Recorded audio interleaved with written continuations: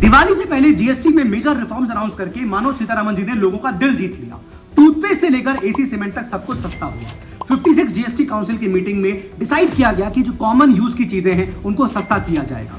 दरअसल पहले हमारे यहाँ 4 टैक्स स्लैब थे जीएसटी में, अब वो सिर्फ 2 ही कर दिए गए हैं, 5% और 18%। यानी कि बहुत सारा गुड्स जो पहले 28% टैक्स होता था अब वो 18% उस पर टैक्स लगेगा, और बहुत सारा गुड्स जिसपे पहले 12% टैक्स लगता था उस पर अब 5% ही टैक्स लगेगा। कुछ ऐसे गुड्स भी हैं जिसपे 18% टैक्स था, अब वो 5% के अंदर भी आने लग जाएंगे।